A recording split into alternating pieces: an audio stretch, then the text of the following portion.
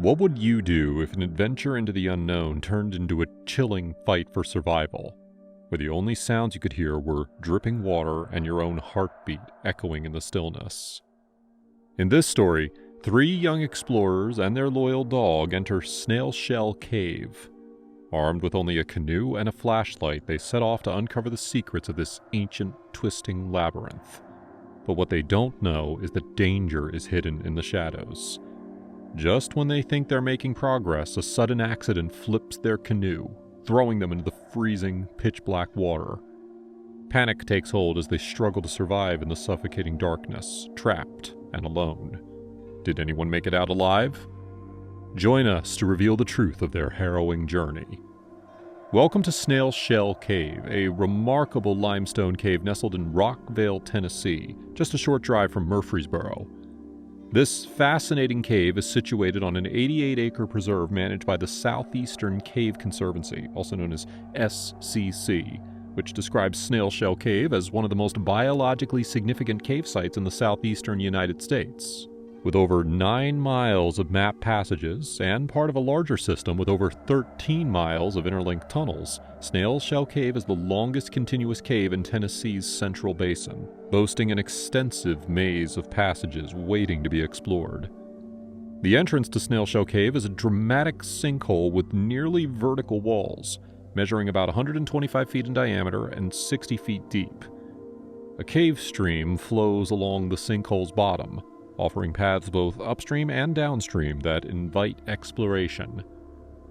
Now, while local residents have long known about the cave's existence, its deep waters made serious exploration difficult. In September of 1951, cave explorers Tom Barr and Bert Denton located and documented the entrance, marking the first modern exploration of Snail Shell Cave and setting the stage for further discoveries. Today, access to Snail Shell Cave is restricted, with visitors required to secure permission from SCC. At least one member of each visiting group must belong to either SCC or the National Speleological Society, or NSS. Due to the deep waters, flooding hazards, and challenging passages, Snail Shell Cave is considered highly dangerous. It is only recommended for expert cave explorers with advanced skills, as several tragic accidents have occurred here over the years.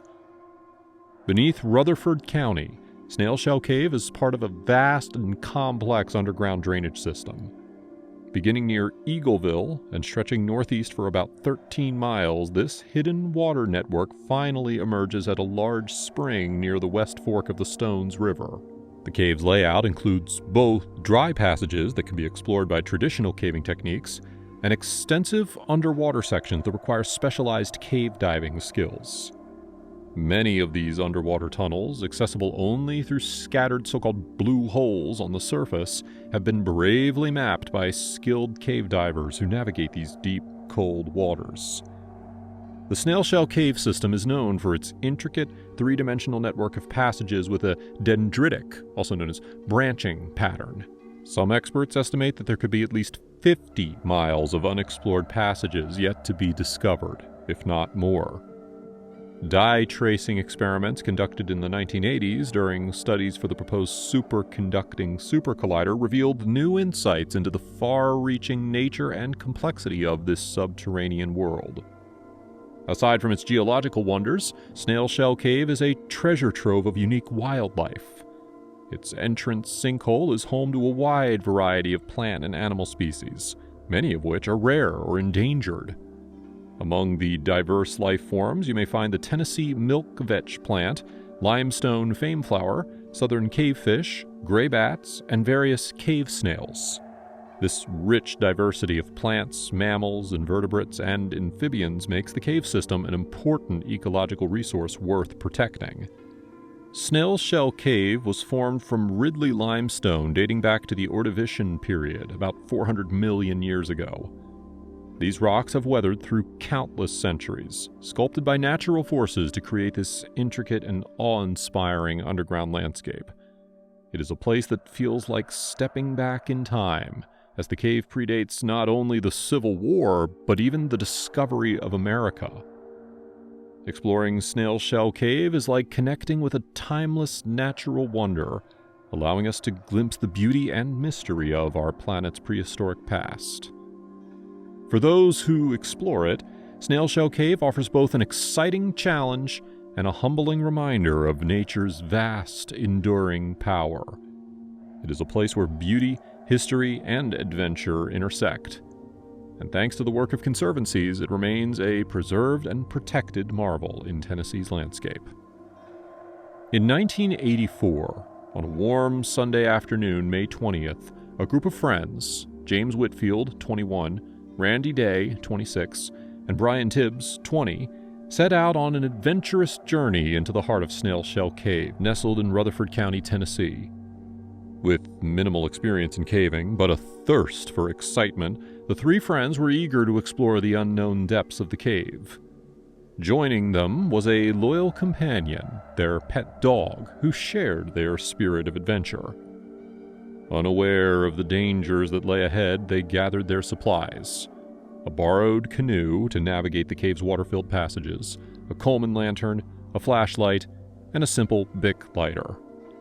They were hardly prepared for what awaited them in the cave's dark, silent chambers. The friends were excited, joking and chatting as they walked towards the cave's entrance. Again, none of them were seasoned cave explorers. The trip was a spontaneous decision made out of curiosity. With only the limited light of the lantern and flashlight, they entered the cave at around 5 p.m., planning to spend no more than a few minutes inside. The coolness of the air hit them as they ventured deeper into the shadowy realm of Snail Shell Cave. Excitement filled the air, and their voices echoed as they marveled at the formations surrounding them, unaware that each passing moment was taking them further from safety. As they moved deeper into the cave, the excitement grew. The walls around them seemed to close in, and the eerie beauty of the limestone formations drew their attention.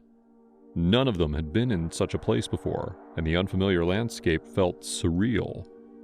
The flashlight beam danced over the cave walls, casting strange shadows that made everything feel like a scene from an adventure novel. They laughed, joked, and moved onward, blissfully unaware of the peril that they were courting. With only a simple canoe, their equipment was hardly suited for a complex cave system like Snail Shell. As they ventured further, the light from outside faded completely, leaving them in near total darkness, apart from their own limited lighting. Suddenly, one of them stood up in the canoe, unintentionally shifting the boat's balance. In an instant, the canoe capsized, plunging all three into the frigid cave water.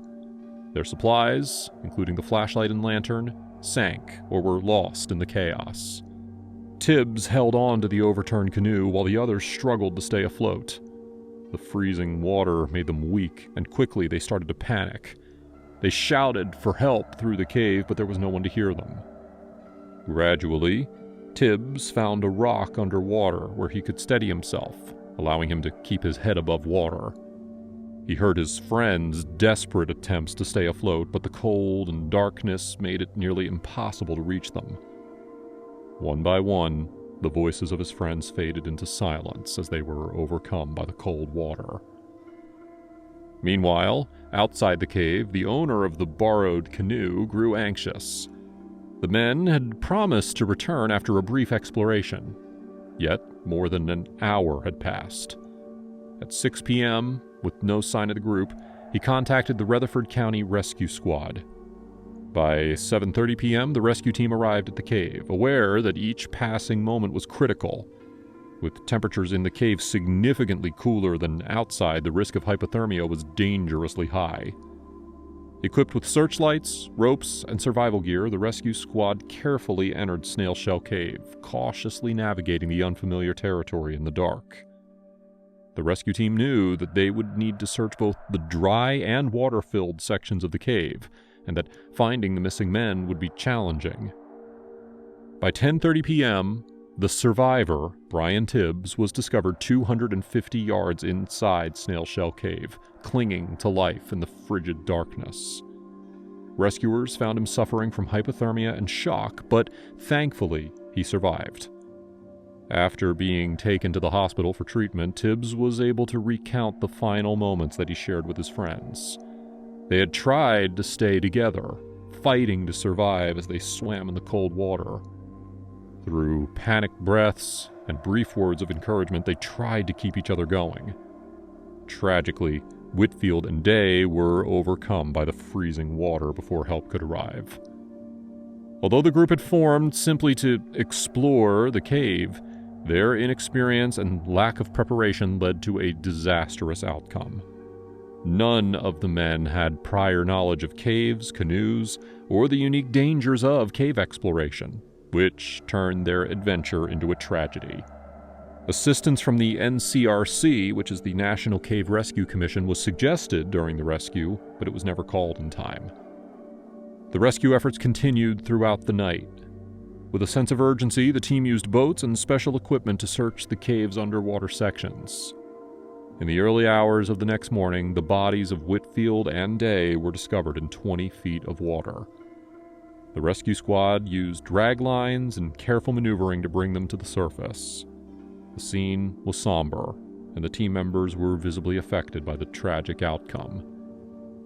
The tragic incident at Snail Shell Cave is a sobering reminder of the need for careful planning and preparation when exploring any cave, especially one as complex and hazardous as Snail Shell.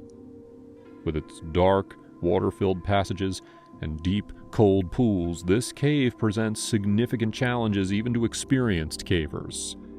For those without the right skills and knowledge, it can quickly become a life-threatening environment.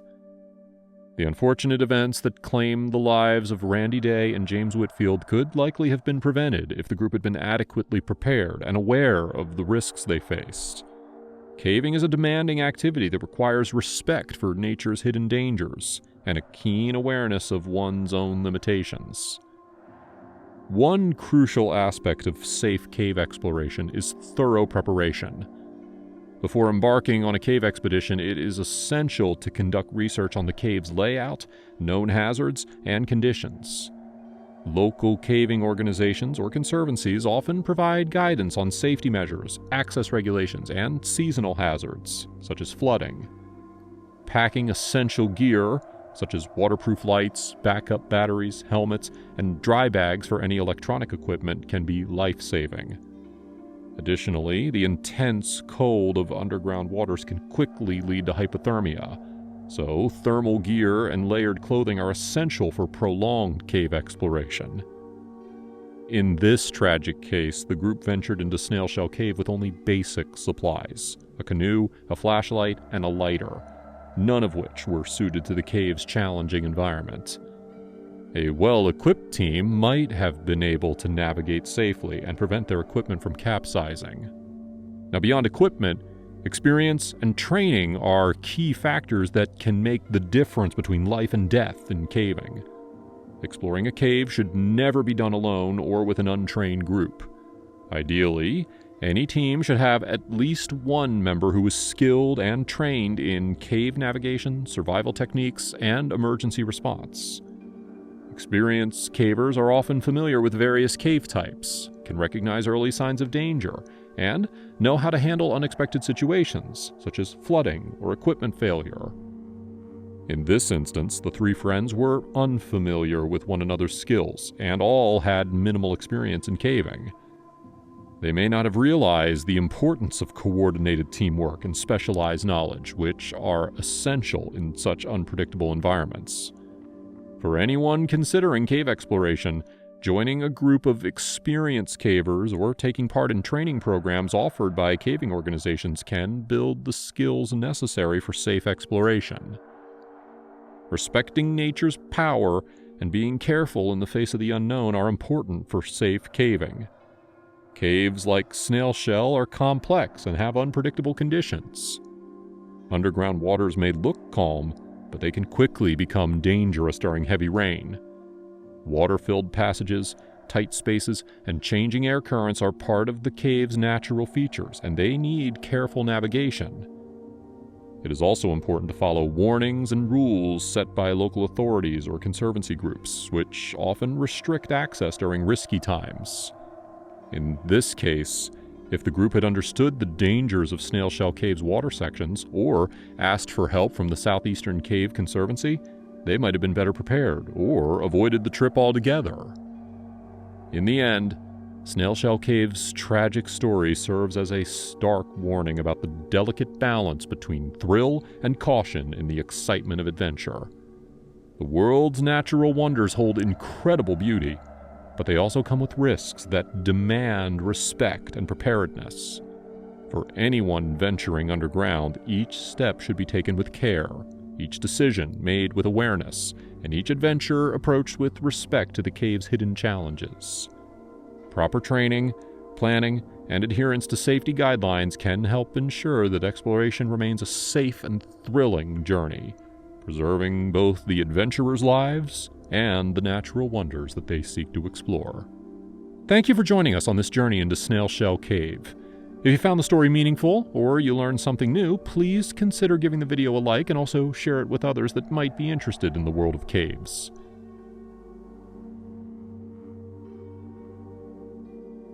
New Mexico's Boy Scout Troop 108 entered Fort Stanton Cave on a warm morning in June 2003. The cave was challenging, but the first few hours of the trip went smoothly until the troop took a wrong turn. They didn't realize the route had changed until it was too late.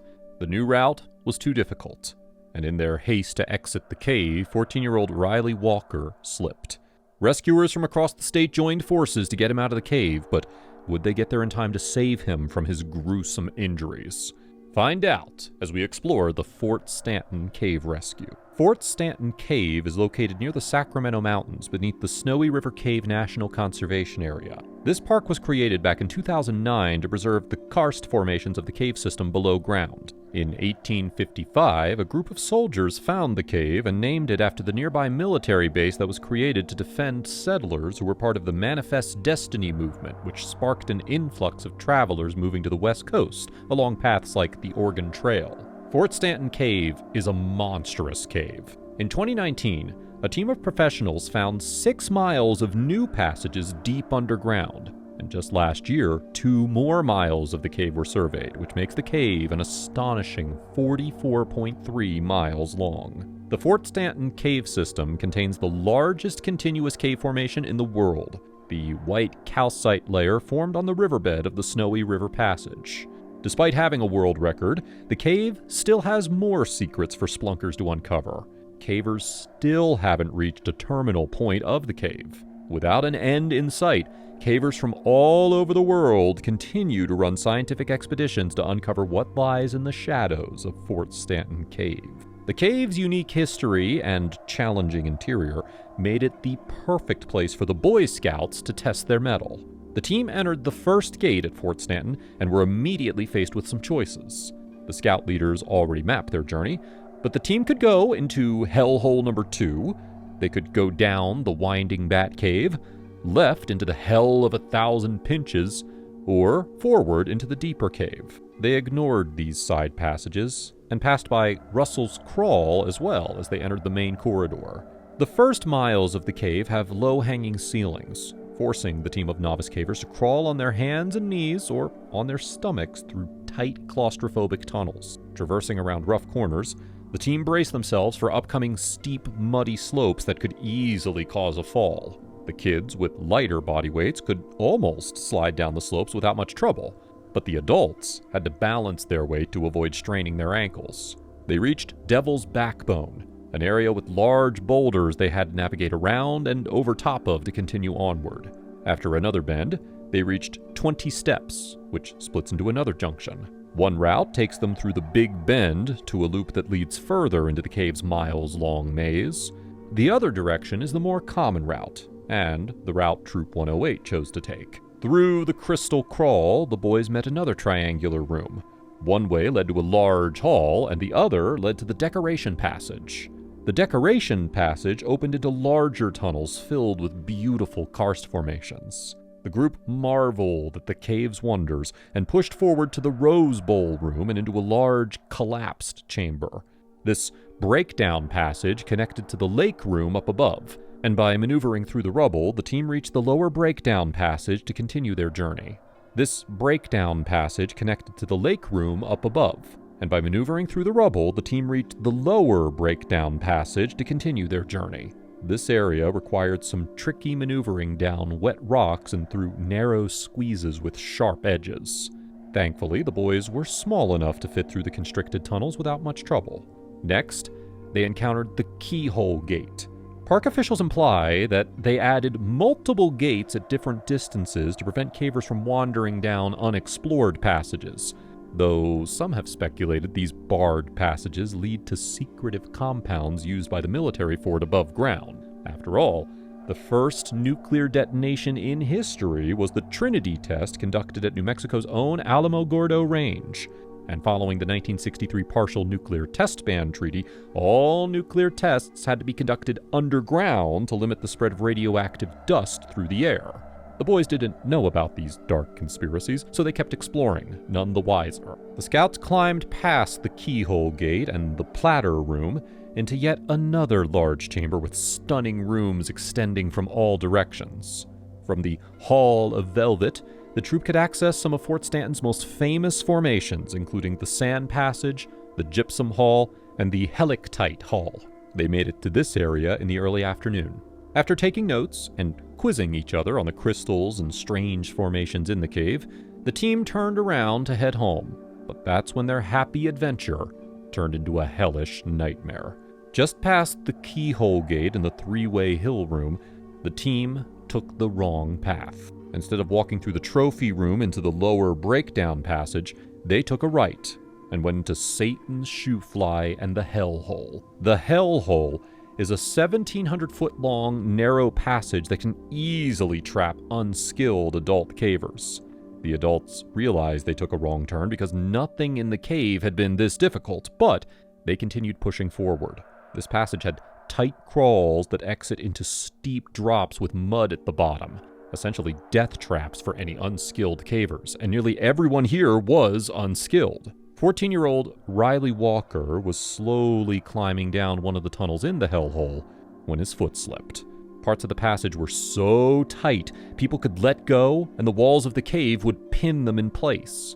In order to progress, they'd have to push themselves down. But here, the tunnel opened up just enough to let him slide straight down. He wasn't even close to the bottom. Riley bounced around the side of the rocky tube and fell 20 feet straight down. The scout troop was well prepared for the journey, and Walker was decked out in all the right gear to tackle the cave's difficult challenges. But knee and elbow pads wouldn't save him from this fall. The thick padding of his clothes couldn't stop the rocks from slicing his skin as he fell through the tunnel. After crashing to the floor, his fellow scouts and the leaders rushed to him. His nose was smashed, his ankle was twisted, he had cuts on his face, hands, and up his arms, and his leg had a huge gash. His friends reeled at the sight. They could see the fibers of his muscles frayed beneath his skin, and blood so red it looked black as it flowed from the wound. Half the team split to go back down Satan's Shoe Fly and out through the way they came. They'd get help while the rest of the team stayed with Walker. The team with Walker quickly tried to constrict his leg by wrapping clothing around his thigh. This would hopefully slow the bleeding, but it could damage his nerves, and it wasn't guaranteed to save him. The rest of the team found a gate and reached the surface. The park team gave the scouts a paper with contact info in case of an emergency. If the team called the police, the dispatch would have to call cave rescue teams. Calling these numbers would cut out the middleman. After calling multiple numbers, local first responders arrived at Fort Stanton's entrance below the nearby road. Police, firefighters, and paramedics all arrived along with volunteers from a local caving club that knew Fort Stanton like the back of their hands. Roughly 2 hours after the accident, the first rescuers reached Walker. But the rescue was far from over. He was lying on the cold, hard surface of the cave around 2 miles from the entrance.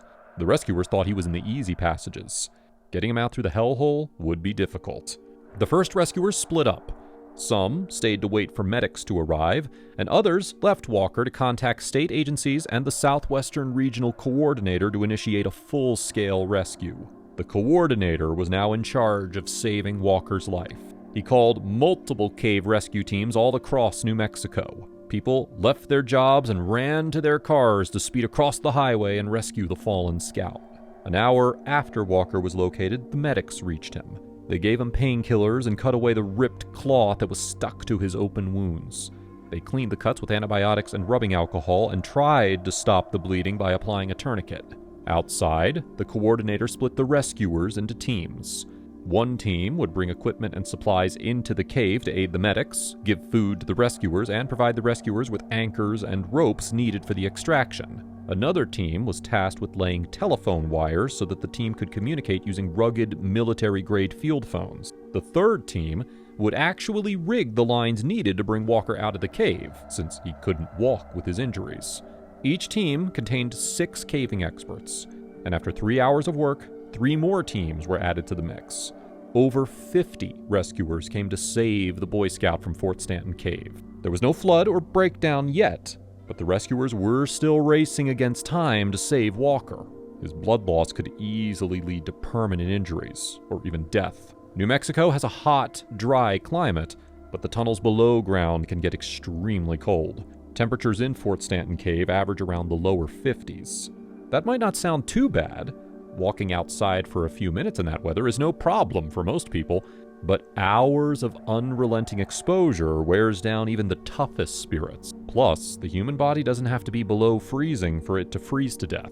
Although the rescue was a textbook example of what rescuers needed to do in these high-pressure situations, they were still taking way too long to save him. A little after midnight, the crew had rigged enough line to attempt the next step of the rescue. They had to get Walker out of the hellhole. Rescuers wrapped Walker in a rugged stretcher with solid backs and sides so that the rocks wouldn't cut into him as the stretcher slid along the jagged floor. Rescuers started pulling the ropes, and Walker's stretcher scraped along the narrow tunnels. Hours later, at 2 a.m., the stretcher emerged from the hellhole. The crews reapplied the pain meds and fixed his wounds again, but the rescue wasn't over yet. The rescuers attached the Boy Scout to new ropes and hooked their own harness to the stretcher.